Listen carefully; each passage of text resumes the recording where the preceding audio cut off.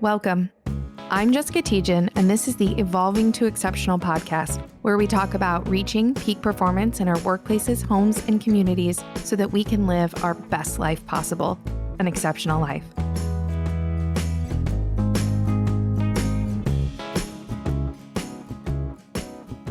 I want to welcome back our Evolving to Exceptional listeners to this week's episode of our podcast. I have a fantastic guest with us, Jonathan Dumas. He is a career coach and consultant. He has a bunch of really different experiences in terms of his growth and development and path and what he's done as you look at those experiences. And I think he's got some really enlightening and interesting insights to share with us about finding career joy. So I'm curious and excited to hear a little bit more about that. But before we get into all of that, Jonathan, can you tell us just a little bit more about your story, who you are, why it is you do what you do? I love that question. Hey, everyone. Gosh, I think it starts when I first got out of school. It starts with a conversation I had with my mom where I told her I did not want to go to law school. I did not want to be a lawyer. And if anybody is out there knowing just having a parent who sacrifices a lot and that instills in you like this belief that you could do absolutely anything, but they want you to do this thing in particular, they get the feeling. And so I remember my second semester, probably about a month away from graduating, and had this realization I didn't want to go to grad school. Talked to my mom on a car ride. We were going somewhere, and I was just saying, hey, I don't want to do this. And that kind of started my journey on trying to figure out what it is Jonathan wanted to do. Who is Jonathan in relation to job, family, all these different things, society. And so I started my career in higher education as an admissions counselor, and then switched over to a resident director because I love to put myself in the thick of all the things, right? And anybody has a higher ed background can relate to me there. And from there, I just realized that students, although I loved higher education, supporting people's development, students' development as leaders, as individuals, it just wasn't something that higher education can be really bureaucratic and very difficult to navigate. So I just opted out. But I love the idea of continuing to support teams, support individual growth, all those different things. So I switched over and did HR and talent management for a few years. And then I ran into some of the same bureaucratic, my own individual story, because I'm a Black man, just like very systemic racial dynamics in the workplace that I was not vibing with in multiple different areas. And so I went ahead and I knew I wanted to be my own boss. So I got a fun job where I managed a couple co-working spaces and just sold office space, but also created environments where folks could like love where they worked, love what they did in the environment. I had all kinds of people come through and support the people that were in my spaces. And I had a chance to lead a team of 8, and it was wonderful. And then the pandemic hit, and I was like, oh, why not? It's a good a time as any to start my own like entrepreneurial journey. So here I am 3 years later. I'm still coaching and consulting. So tell me a little bit. I'm curious as you reflect on that path that you've taken and your own career path and experiences. Is there any one or maybe a few really substantial or integral moments that put you on the path to where you are now that really stand out to you as pivotal moments that shaped what you're doing today, why you're doing it today, who you are today? Absolutely. I think it actually boils down to when I was admissions counselor. So first big kid job out of school 10-ish years ago. And I remember just going into that job, loving it. I really loved my alma mater at that time. Really wanted to help students, like really passionate about education, wanted to help students figure out what is next for them, really exploring that, what is possible for them. And I was good at it.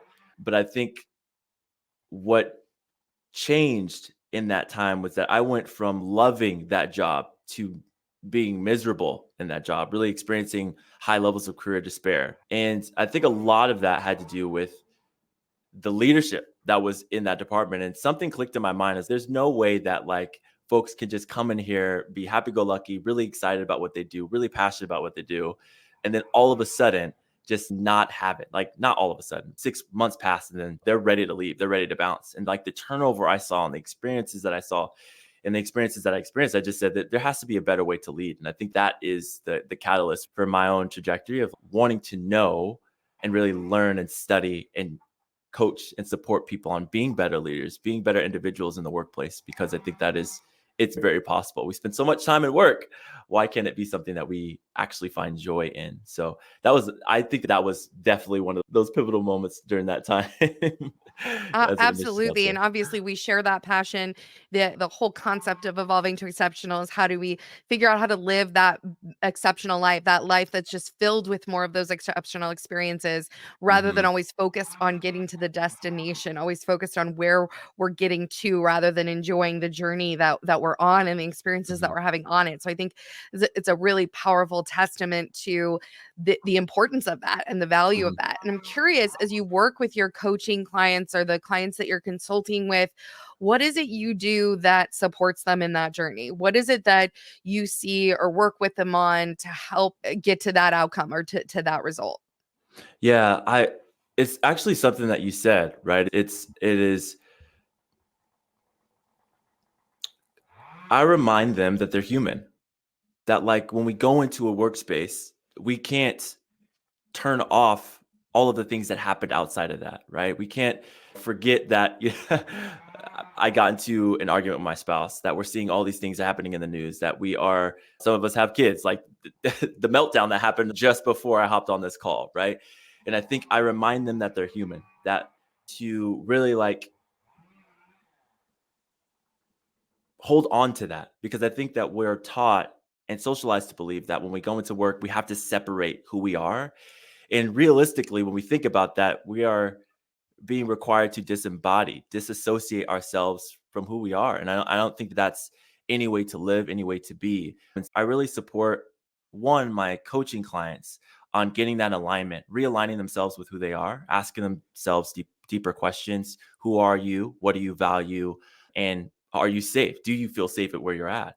And I think these questions really encourage them and also have them interrogate where do they want to be in the next phase of their career. And I challenge even the groups that I not the groups that I coach, but the companies that I consult with as well, of what kind of environment are you creating for folks to show up as much as they want to when we're talking about authenticity, when we're talking about belonging, equity, justice, inclusion. Because these are really environments that we can create when when the only thing on our minds is the end result, is the bottom line, then I think we've missed the mark. And that's when people get sacrificed. And I don't think that sacrifice is absolutely necessary.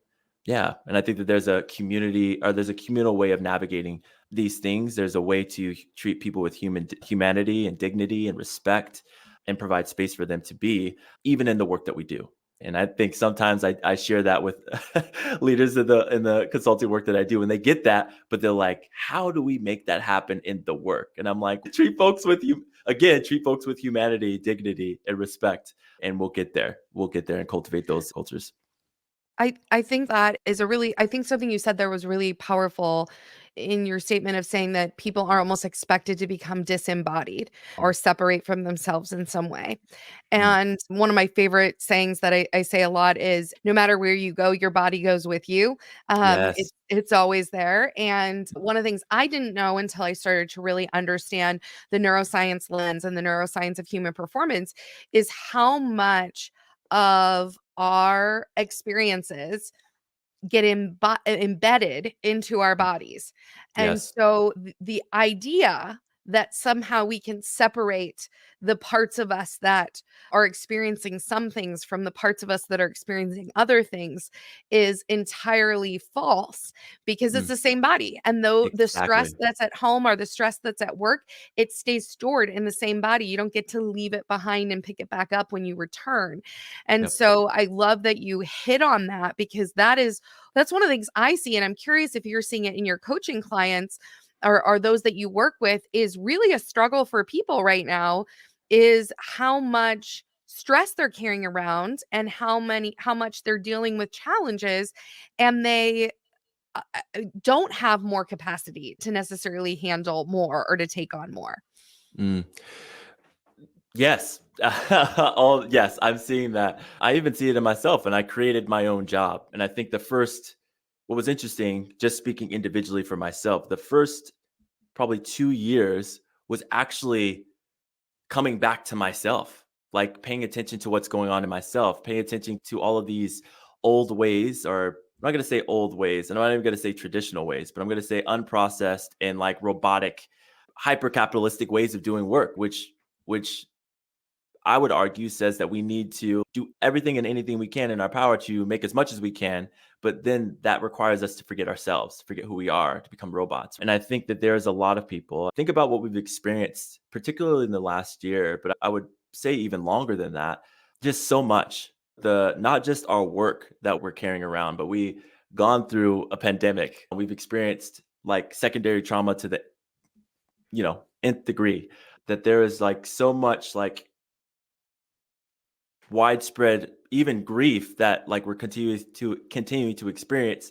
Yet when we go to work, they're saying like, hey, we got to get this done. And I think, what would it look like for us as a culture to reshape this? And I think that this is very difficult in American culture, particularly because we work so much all of the time and expected to just produce. But what would it look like for us to go into a workspace and be like, what I think we do need like to take a breath, to take a beat, to breathe, to have a collective breath.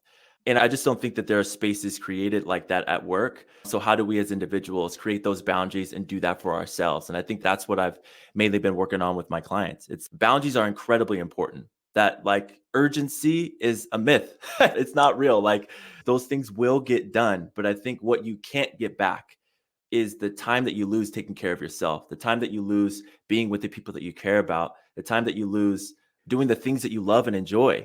And so I think it's incredibly important when I work with my clients and I talk to them is I go back to those three questions, right? It's who are you? What do you value? And are you safe? Do you have the ability to even do that? And I think it's incredibly crucial to create those boundaries and create those safe spaces for yourself so you're able to breathe, because you are holding so much internally and we don't even realize it. Our body keeps score. Our body remembers. To your point, Jessica. I love so you're having trouble there labeling like traditional or what would you call that? What I would call that is our ways of being, our Mm. how we've been neurologically wired to exist Yeah. and be in the world. Mm. And it actually doesn't matter what culture you're in or where you come from. Everybody has developed a way of being, a way of Yeah. existing. And actually, one of the things I like to say about it is there is no wrong way. Nobody's Mm. broken. Nobody's done something wrong. They don't have bad, they're not bad, they're not broken. There's nothing Mm. bad about them. Their bodies, our bodies, all of our bodies Mhm. have done the very best that they can to keep us alive Mm. and to Yeah. do what they're supposed to do to keep us safe. And some of those things have created patterns or ways of being that are not serving our best interest, Mm. that are getting in the way of our relationships, getting us stuck, not able to take action when we want to take action, not Mm. able to make good decisions or solve the problems we want to solve. And it's that shift and recognizing it, like you talked about, of who am I and do I feel safe, that this the foundation for saying, now what can we do about it? But before Exactly. we can do anything about it, and I love your question about being safe, is we have to figure out how to get our bodies and ourselves into a state of safety, into where, and we talk a lot about our nervous system, where our nervous system and our automatic nervous system is Mm. regulated. And so many people are dysregulated, myself included, for many years, which led to my own burnout. And so we have to learn how to create that safety, like you said, and our bodies are going to keep the score. Our bodies are going to react and make living our being more difficult. Absolutely. And what's so interesting, and I love absolutely everything you said, because it reminds me of I just put together this workshop and I led it for the first time last week. And it's about your career, your joy, crafting the future you desire. And in the very beginning, I led an embodiment exercise to this group. And essentially, at the very beginning, I ask, what are you feeling right now? Get comfortable, just chill. What are you feeling in your body? What emotion is in your body right now? And I provided a wheel for folks to answer. And some people felt overwhelmed, anxious, like frustrated. Some people felt angry because they just got off on another work call. And then I talked through just basically like a visualization exercise. And at each point, and a visualization exercise is basically like a flow, basically a story. And you're visualizing in your mind how that day is going. For example, you're laying in bed, you wake up, the sun is shining on your face, you feel the warmth on your skin, face, you stretch, Yeah, like that's an example, a very short example of a visualization exercise. So I walked them through a visualization exercise of a work day, just a general work day. Get up, make breakfast, get ready, so on and so forth. And at each point, I was asking them, remember what your body, like how you felt in those moments. When you opened your laptop to start work, when you woke up in the morning, when you had that meeting, when you walked by that colleague. And then at the end of that exercise, I asked them, what do you feel in your body right now? And overwhelmingly, they felt more relaxed because a visualization exercise really does do calming because you're being mindful of your breath, you're relaxing. But then I followed up and asked, at what point did you feel like certain things happened in your body? And oftentimes one person said, I felt immediately overwhelmed when I woke up because I knew I had to start work. Like I felt immediately like I was playing catch up already. Somebody had shared that I didn't realize that I felt so anxious when I was walking to my just to my couch to open up my laptop, different things like that. And even in our daily lives. And that's just an example of that just short embodiment exercise that I did with them. But our body remembers. And it's not necessarily about, to your point, we should do this, we should do that, we got to change, do that, do that. But it's really honestly showing a level of self-compassion for these emotions that we've learned to protect ourselves and changing the way our mind thinks, reframing how to navigate this differently. And I call it, and I actually have a roadmap that I talk through. And the first two steps that I say is acknowledge the emotions. What are you feeling in that moment? And then the second piece is practice self-compassion. Like I was incredibly anxious when I was doing and putting together this workshop, and the anxiety in my mind is trying to protect me from the rejection that I think I'm going to experience. But what actually I want to teach myself and have compassion for myself is I appreciate you trying to help me navigate this situation into safety, into not feeling that rejection. But what I want to do is lean into my courage. I want to lean into Jonathan, the awesome, dope dude that does amazing, incredible things. And if this doesn't go well, it's completely fine. It's not the end of the world, right? But instead of treating myself with less compassion and just telling that part of myself to shut up, be quiet, ignoring it, right? I acknowledge it, and then I practice self-compassion for what it's trying to do for me, which is keep me ultimately safe. So, what I love about your map and the words you use there, and I don't know if you're aware of this, but we talk about that there's neural networks in our heart Mm. and in our gut. So, we actually have Mm. those neural networks are like other brains, right? We have a mini brain in our heart and a second brain in our gut. And that each of our brains, our head, our heart, and our gut, has a Mm. different mode of highest expression. So when they're operating at their best, when our head is at its very best, performing at its best in its balanced, calm, coherent state, its highest expression is creativity. Our Mm. heart is compassion. When our heart is at its best, it's operating with compassion for self and others. And then Mm. our gut brain is the other word that you've used, which is that when our gut brain is operating at its best, it is operating in a state of courage. Mm. And so when we combine all those together, you get absolute wisdom. You get your inner wisdom, the right answer, the right direction, the thing that you need. And so I love that roadmap that you talked about takes people through that. They're accessing that inner intuition or that inner intelligence in order to serve their interests Mhm. rather than maybe being the victim of circumstance or the victim of their own past patterns and ways of being. Absolutely. And I love the confirmation on that too, because I put this together. I'm like, does this make sense? But it's absolutely true. And I think somebody had shared in that workshop too. One important step is that we want to skip step one. And I think, and I heard this somewhere and I don't remember where, and I wish I could give this person credit, but they had said about in the US, we don't know how to grieve. Like we don't know how to grieve properly. And there's all kinds of forms of grieving. There's when we leave a job, even that we hated, right? The process of leaving that job, there might be some excitement there, but I got to leave this job. I got to find another job. That's exhausting. There's parts of that are grieving. There's loss of loved ones, I have a picture of my beloved dog, Justice. Like I still grieve. That was 3 years ago. I still grieve that, right? There's different aspects of grieving. But I think the part about that, to this person's point, is that we don't acknowledge what we're feeling. We don't Mm. acknowledge those emotions. We don't acknowledge what's happening in our bodies. And I literally did it just yesterday. Just yesterday, I was like, man, I'm feeling off today. And thank goodness for my partner for asking good questions. She's, what do you have going on today?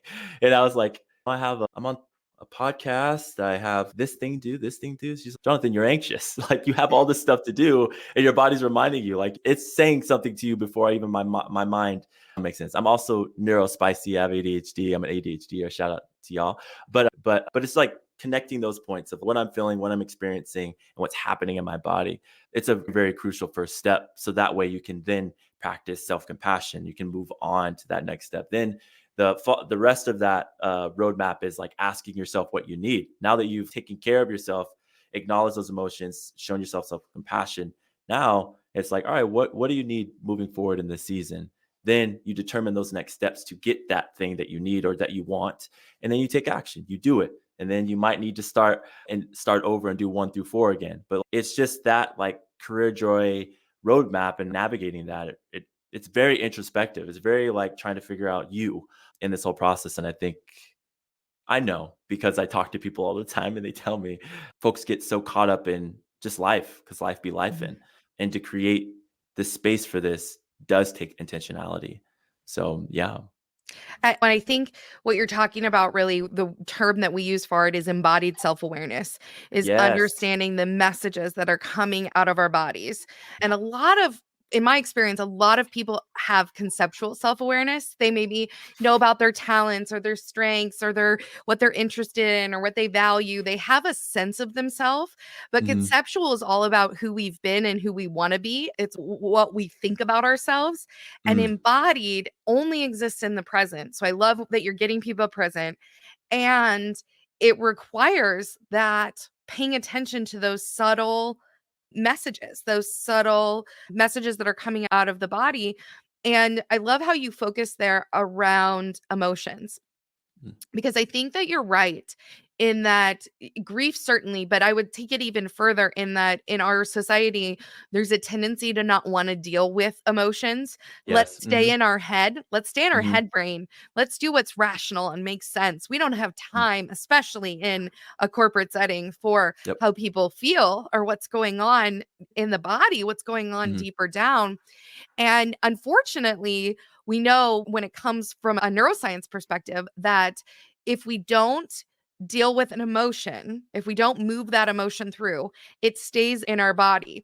And one of the things, even one of the technologies we use actually uses voice recognition to measure the frequency of your voice to be able to identify what emotions you're experiencing. And Mm. you would be surprised how often, and I use it all the time, how often I'm experiencing an emotion that I don't know I'm experiencing, that I've gotten so good at pushing emotions away. I just wanna be happy, I don't wanna feel sad. Like, I Yep. ain't got time for feeling sad, Yeah. there's no time for that. And so Yeah. I'm like, I'm just gonna push that away. And in doing so, that sadness is existing within me. It's wearing Mhm. me down because I'm not Mhm. grieving whatever it is I actually feel sad about. I'm not even acknowledging it. And Mhm. so I think it's so powerful for people to begin to be comfortable with and be willing to allow that sadness to exist. Mhm. And you brought up, I have to tell you, you brought up ADHD or ADD. I'm also ADHD, been Hey. diagnosed since I was 8 years old. It's been Love my it. whole life journey, so I can relate to all those things. And there's so many things, especially if you're neurodivergent like that, especially if you have different ways of being or ways of coping and existing in the world, that create some patterns that can be really unhelpful in your life, Mhm. that can be really unhelpful in your relationships or in your interactions and things. And unless you deal with those emotions, those embodied reactions, you're just going Mhm. to keep playing out the same patterns over and over again. Yes. Oh my gosh. Absolutely. Shout out you too. I love talking to other neurospicy folks. Yeah. But no, that's so true. And I just like my favorite question to ask my clients now is what are your values? And I don't want you to like talk about them vaguely. Is what are your values? Do you know your values?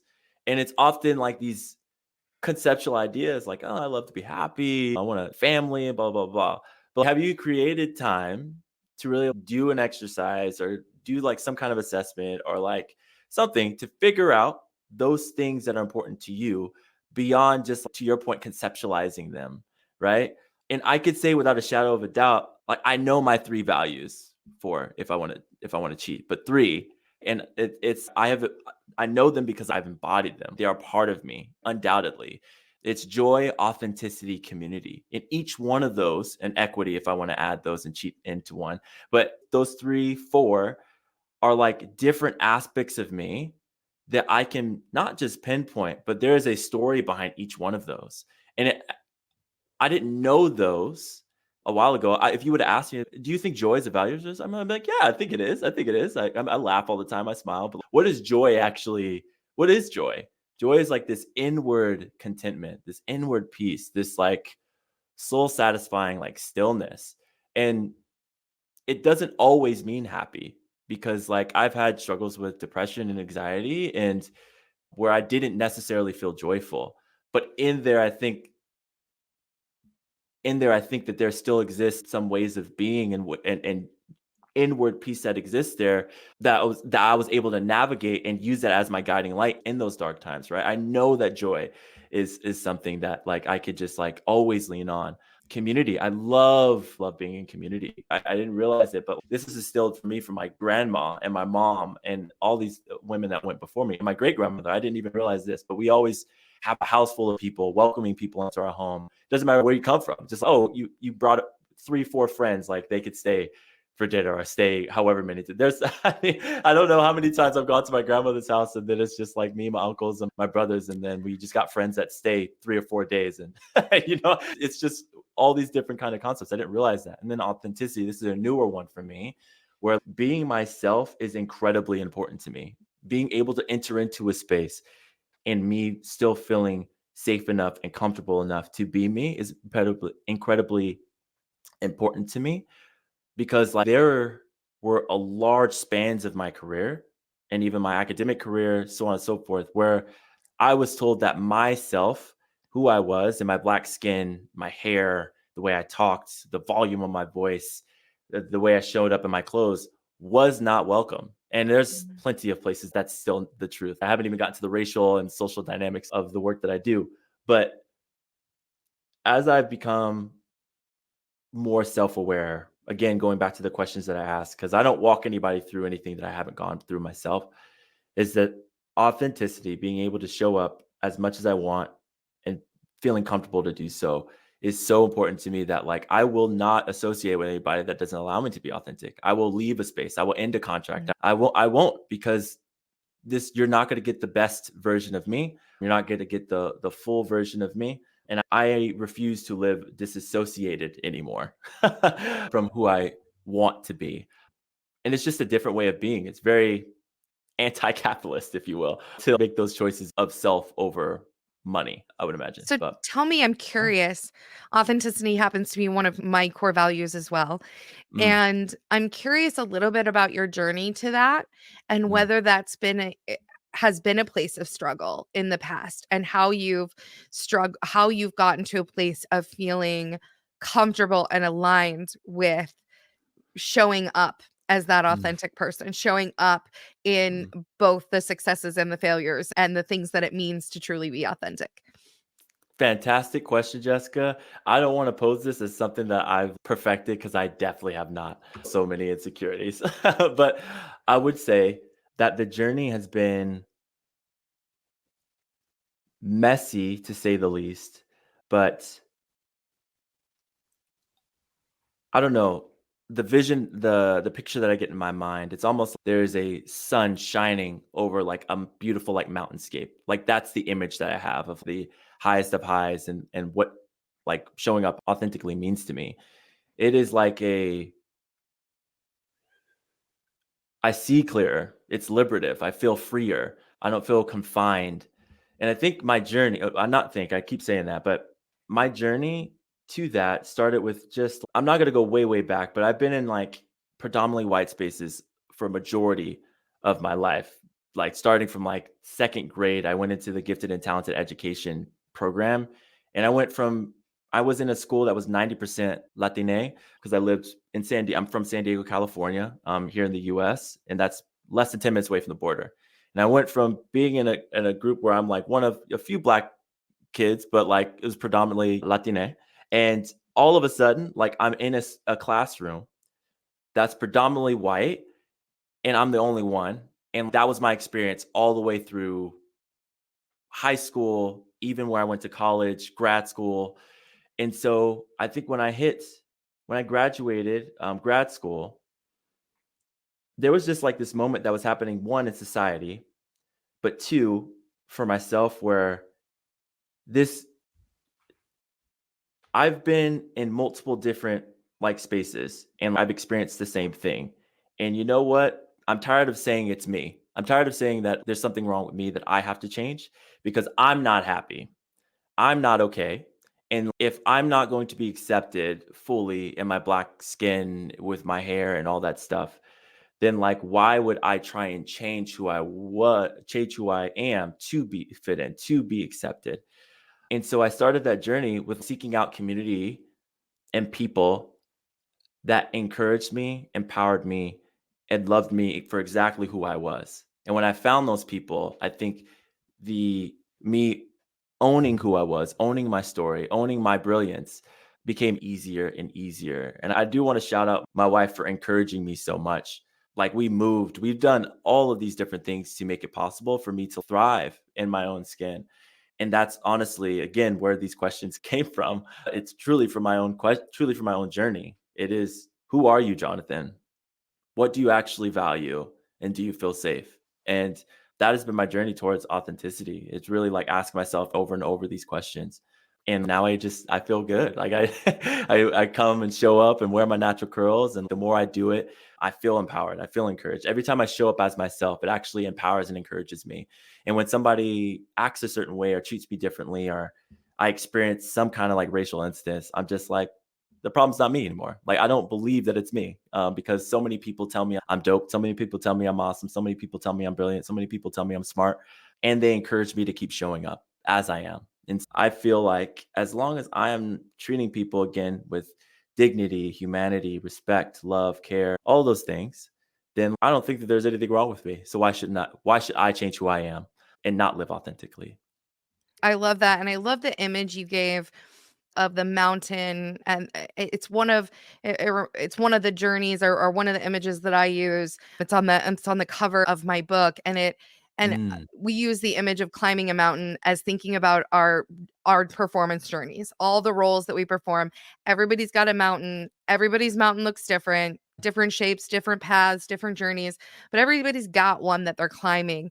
And one of the things I love to say about it is that when we're able to operate at our best, when we're able to be at peak performance, we can climb our mountains and enjoy the experience. If we're mhm. optimized for the journey we're going to take, then we get to enjoy the views, the path. The doesn't mean it's easy, doesn't mean it isn't hard to climb the mountain, but we get to Yep. enjoy it because we're prepared for it. We know what we're doing, we know why we're doing it, so we can look at the things along the way that make it fun, that make it exciting, that make it interesting.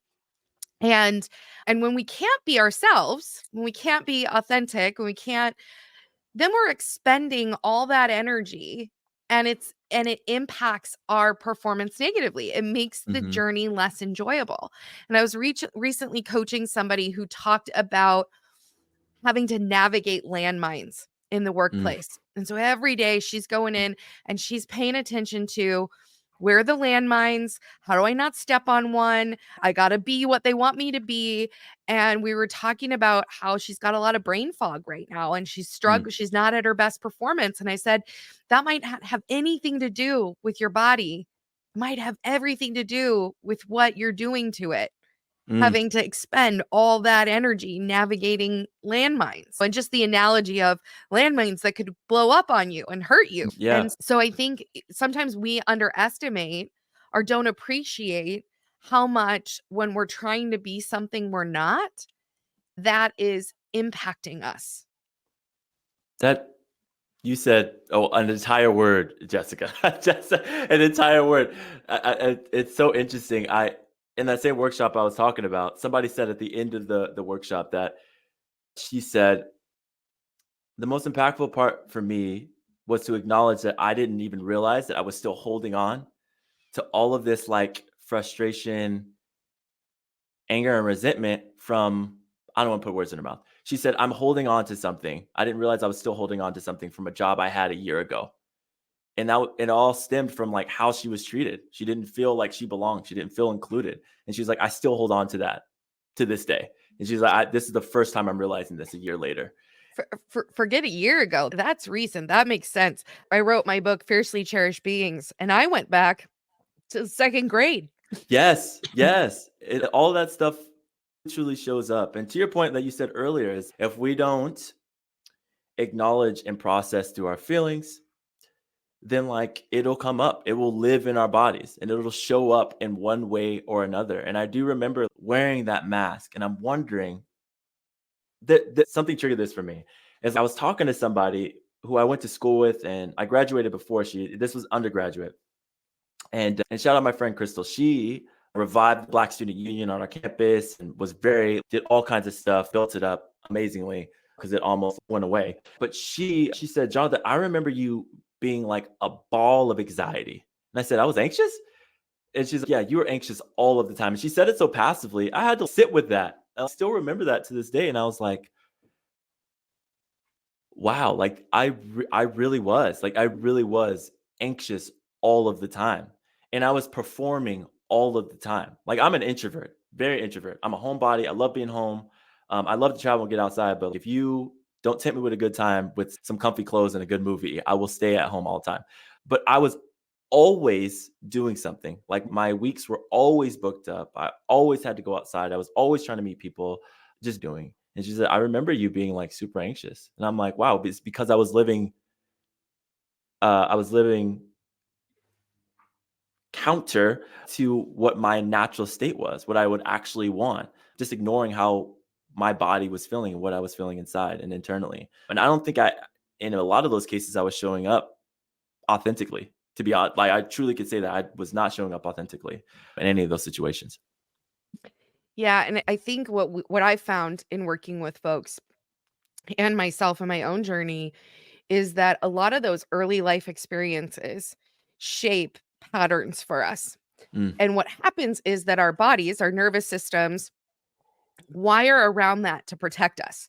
So mm, for me, there was a lot of rejection as a little girl with ADHD. I didn't mm, socialize, we didn't create relationships. There was a lot of struggle in that. mm, And so that created this pattern to keep me safe of behavior, of ways of mm, being and interacting with people or creating relationships and wanting to make sure that they would like me, wanting to make mhm, sure that I was everything they needed me to be and serve and meet their needs so that I wouldn't get rejected. So I wouldn't have that experience. And I think what ends up happening is those patterns that our bodies do to serve a reason, it's there yep, to protect us, it's doing something for us. It then gets embedded. And then we don't realize that it's not really who we are or who we mm, want to be. And that mhm, at some point, it's not serving us anymore. At some yeah, point, it's getting in our way and it's making life harder than it needs to be. It's mhm, having us have to carry an armor or a persona or a facade that isn't really true to who we want to be and how we mhm, want to be and how we want to show up. And then that can manifest into some pretty significant challenges and things in our lives. And so often when we're looking at what's not working in our life today, mhm, when we start to pull that string or that thread, we start to find those wired patterns. And I always point them back. They're neural pathways in our bodies that mhm. have wired for us. And we've got to change them if we want to change the result, if we want to change and get to a different outcome.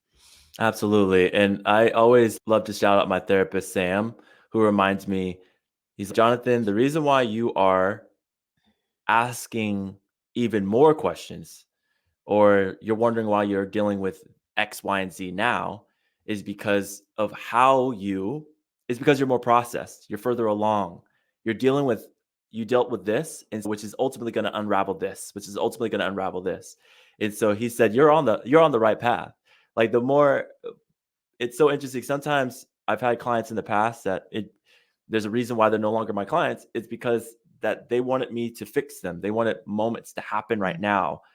And coaching is a process. The work of you and understanding who you are and what you want, and even so, as it so closely relates to your career, what you do for work, right? Which in the US is so inextricably tied to quote unquote our value of who we are, right? Our worth. Which that's not true, by the way. But we're told that, we're socialized these things, right? They're like, nah, I don't want to do this work. Like, this is too hard. And I'm just so thankful that I chose yes. I don't know where or what happened or how it happened, but I think I was just so daggone tired of just feeling the way and just being so tired and being so exhausted. And the image I got when you were saying is just we don't have to do these things because we're making it harder on ourselves. We're doing things harder than it has to be. The image that I have is going back to that mountain.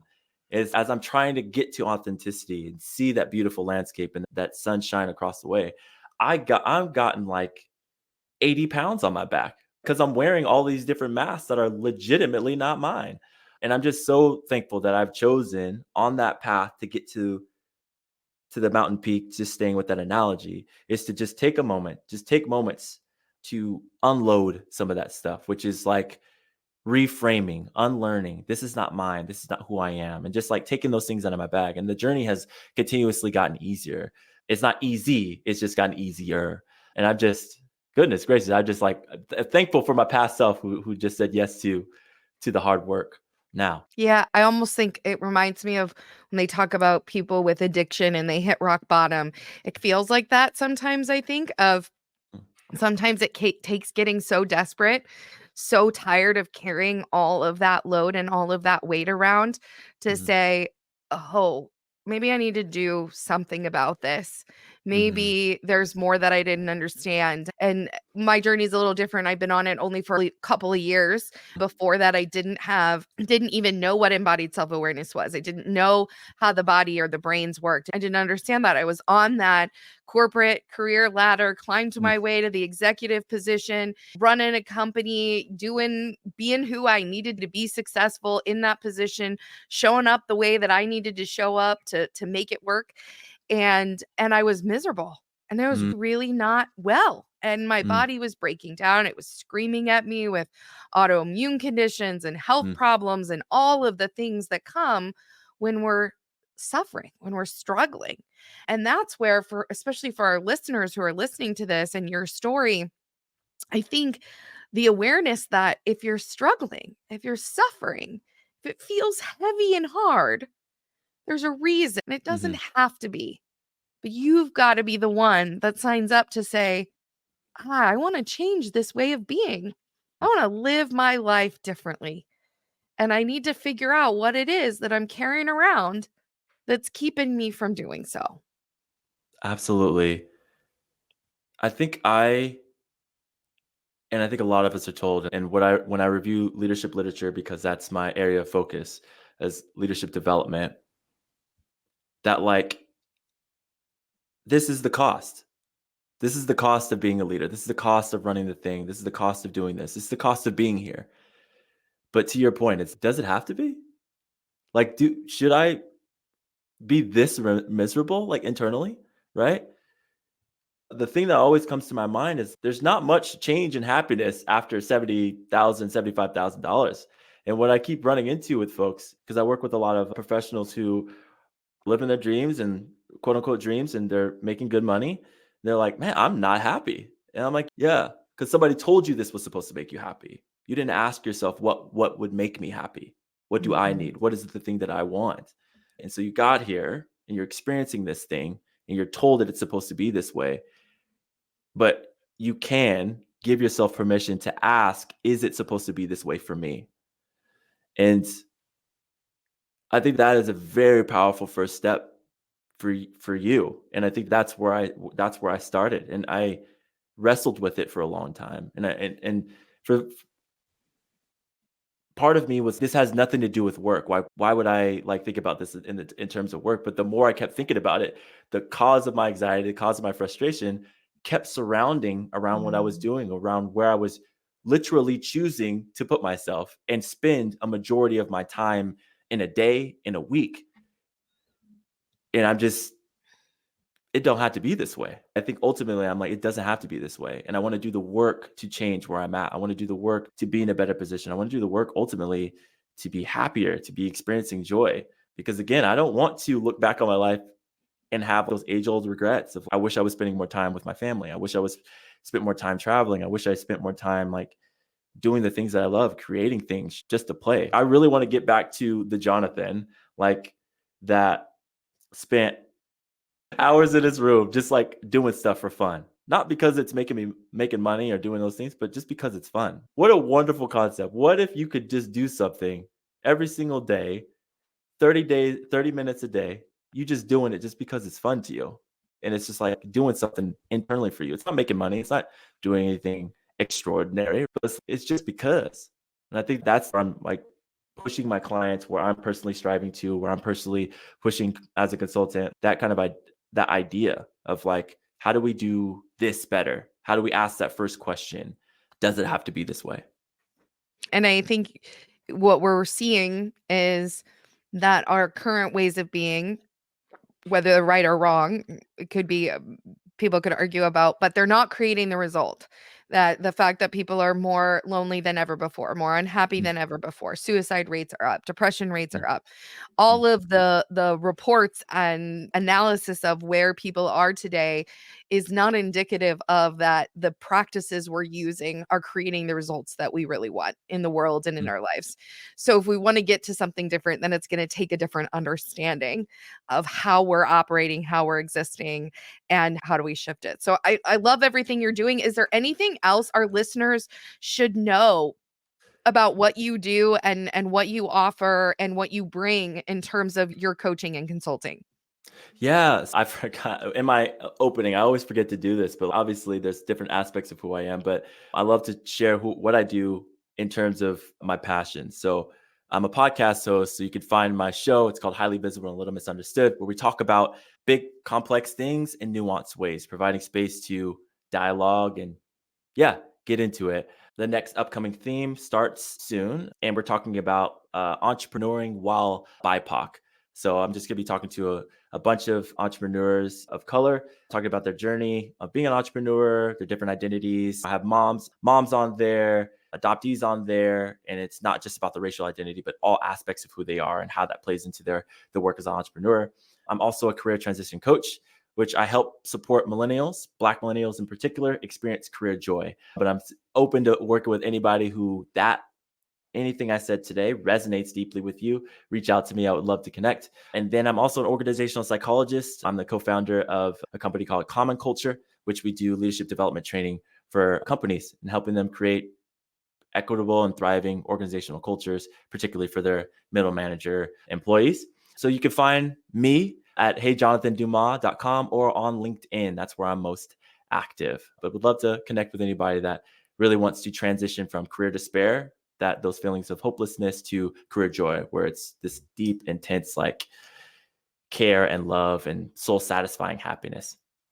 So I've a question that I'm curious about that comes out of that description is Mm, maybe you could help to under explain or give some, it's a good way to ask this, give some, paint a picture for us of what how the racial inequity and creating some of the equity in different programs, how that influences what you do. And I know that there's kind of two mm, sides to that. What does that look like in your coaching mm, of leaders of minorities, as well mm, as what does that look like when you're building that into leadership development? What are the mm. unique things that maybe organizations need to pay attention to, or individuals Yeah. have to deal with?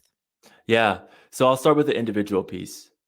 A lot of my work with my clients is reminding them of who they are, is reminding them of the value and brilliance that exists within them. And so I do this through the community cultural wealth theory and framework, which there's 6 components to that. You can look it up. It's Dr. Yoso's community cultural wealth. But essentially, the general idea, I'm not going to break down all of that because I don't know if we have time, but that reframes this belief that essentially the ways that marginalized students, because it started in universities, students were bringing all of the things that they brought, whether it was their background, their language, their whatever, was less than their white counterparts. And she said, absolutely not. That's not true. So what the community culture wealth framework says is that like you have all these forms of capital that actually make you brilliant, that make you excellent, that actually belong with where you are. And I use that framework in the context of my clients to show them different points. So there's an example,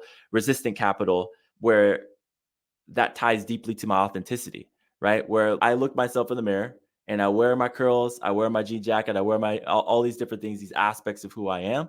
And I say, I'm going to wear this, even though in a quote unquote professional setting, it's not supposed to be there, right? But this is who I am. This is how I feel whole. This is how I feel um, full. And so I'm going to show up still, right? Everywhere I am. That's a form of resistant capital.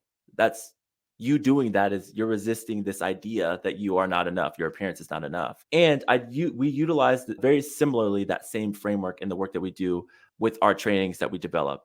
It's reframing how we connect with not just our employees, not just with our managers, but how are we like navigating the systems? What cultures are we creating when we see through one lens, right?